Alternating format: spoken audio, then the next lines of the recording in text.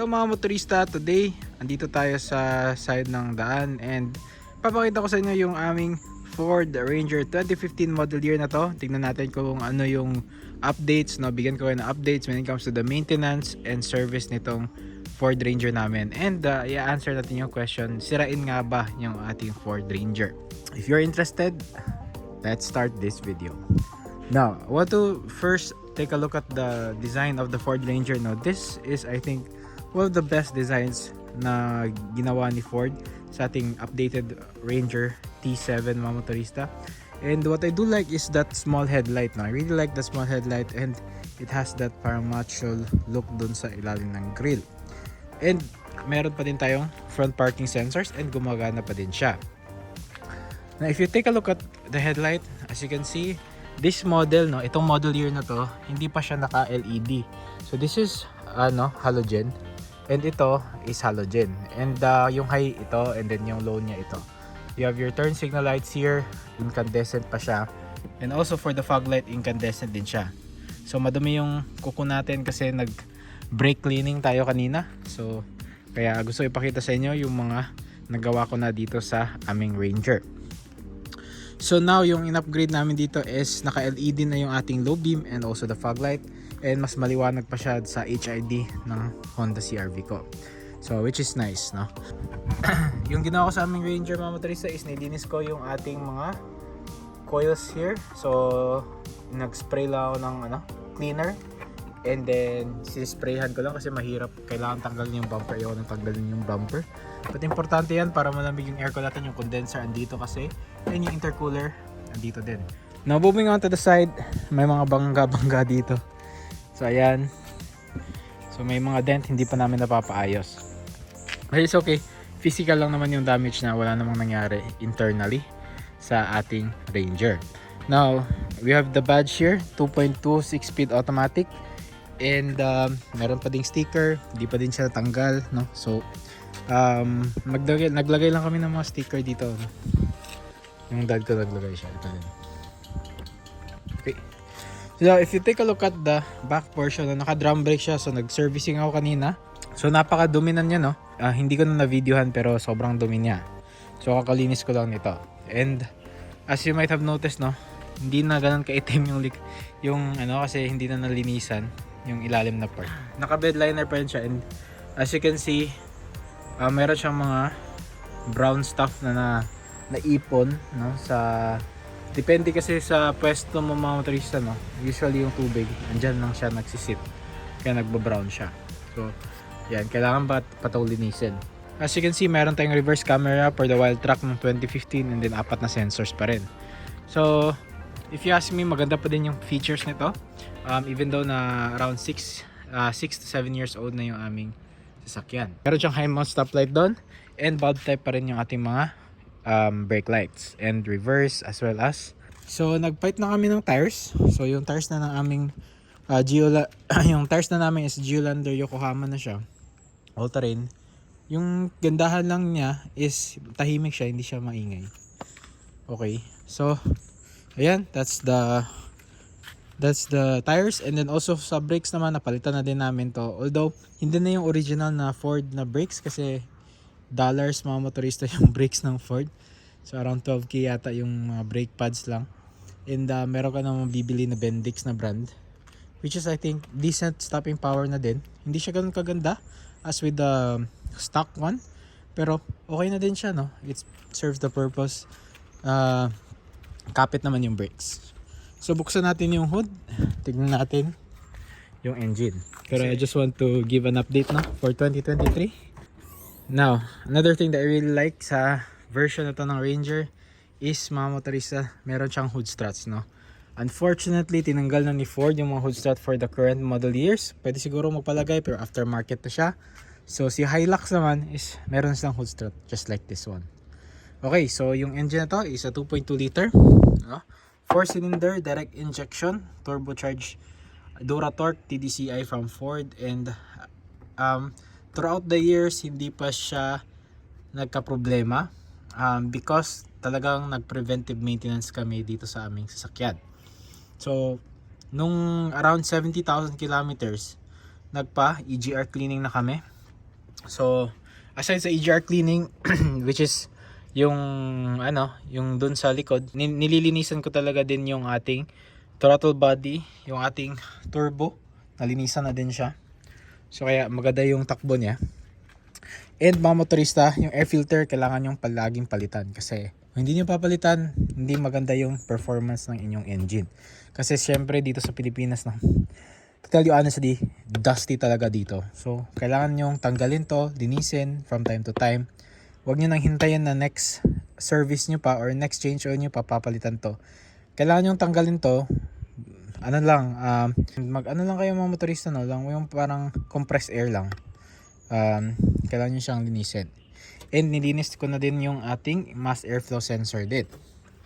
So for the hindi pa namin napapalitan yung aming yung coolant, no. One thing na nakikita ko dito is merong leaking ng coolant dito na part, no. I think this is the thermostat, no. Correct me if I'm wrong sa mga Ranger owners natin dyan na 2.2. Meron siyang leak dito pero I don't see it now, no. Parang nung last time na tinanggal niya na to, nagka-coolant leak ng onte. For the injectors, no, hindi pa namin napapalinis yung injectors nito. I think okay pa naman siguro. Yung pinaka-recent kong pinalitan, no, aside sa cleaning ng ating drum brakes, is yung ating fuel filter. And mga kamotorista, no, for 80,000 kilometers na kasi siya ngayon, nung tinanggal ko to, sobrang dumi. Like maitim talaga. So sa mga, kung yung Ranger nyo is around 50,000 na kilometers, no, kailangan nyo nang palitan to kasi before, nung hindi pa namin pinalitan to, medyo ma-vibrate talaga yung engine. Nung napalitan na to, smooth na yung engine natin. Yung battery, nakailang battery na din kami, about 3 na. So expensive pa naman yung mga batteries nito, but meron akong battery charger na ngayon. So I think you can just top this up with distilled water kasi yun yung ginawa ko sa aming CRV and it still runs, no. Na-lowbat siya, tapos dinagdagan namin ng distilled water, pina-charge, and okay na siya ngayon. And kung medyo lowbat na siya, charge ko lang sa aming charger. Mura lang yun sa Lazada, mga motorista. So ano pa ba dito? Yung belt na palitan na din. Okay? Kasi nagsisqueaking na yung tensioner niya. So once na nagpalit na kami ng belt, nawala yung squeaking sound. Yun lang yung kailangan. Yung iba kasi mga motorista na pinapapalitan din yung ating tensioner. So yung kagandahan lang kasi bagong belt siya, smooth na siya, no? Wala na siyang slack. So hindi na umiingay yung tensioner. So yun lang ginawa namin. And mga motorista, another thing na you should know when it comes to the maintenance of your car is kailangan siyang daanan ng blower kasi maalikabok talaga dito sa engine bay. And usually yung mga alikabok pupunta sa mga alternator natin. Yan, so mas maganda pag nadadaanan ng compressed air yung ating engine bay. Huwag nang i-car-wash. No, hindi ko nire-recommend na i-car-wash yung engine bay natin. Pero some of you do siguro, pero for me, mas maganda na compressed air.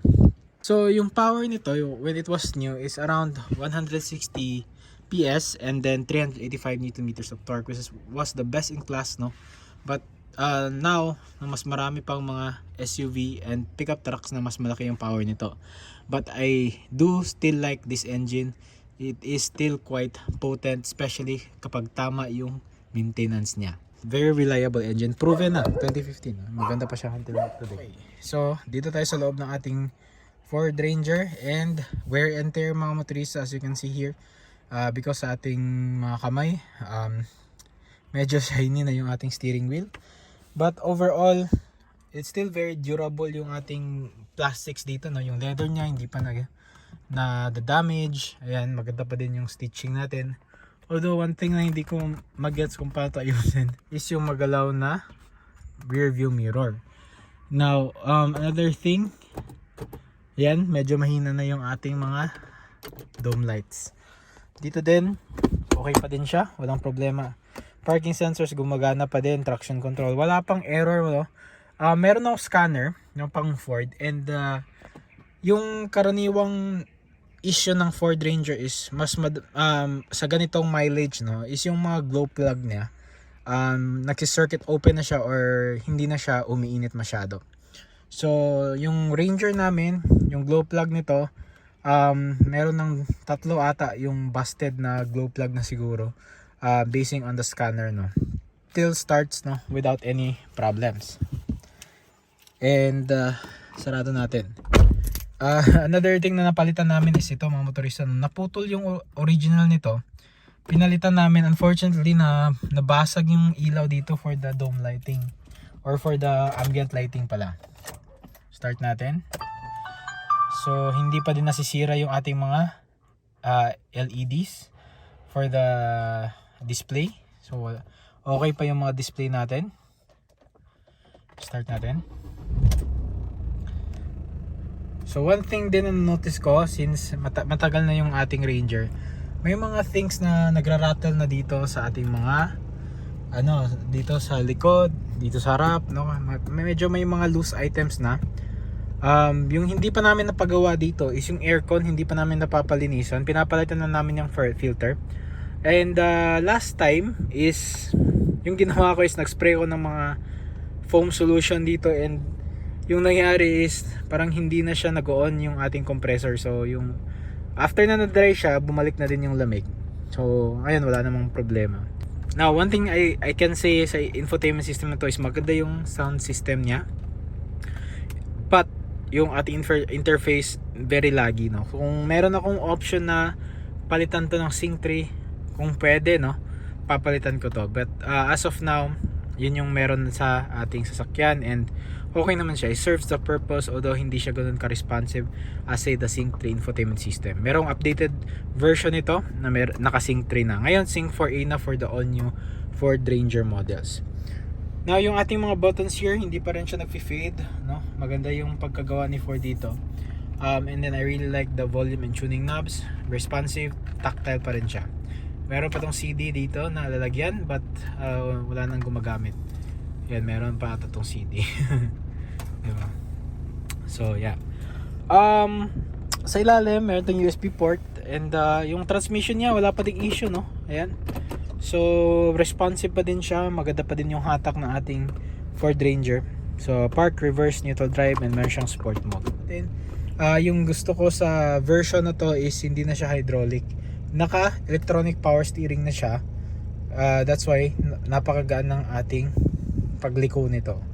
So ayan, very easy lang siya, diba? So another thing that you should know is I really do like the EPS ng Ford, especially sa ating Ranger from this year until the latest model, kasi EPS na siya. If you take a look at the Toyota Hilux, again, naka-hydraulic pa yan. Medyo mabigat talaga siya kapag nasa city driving, and gumagaan siya kapag highway kasi mas mabilis yung takbo mo.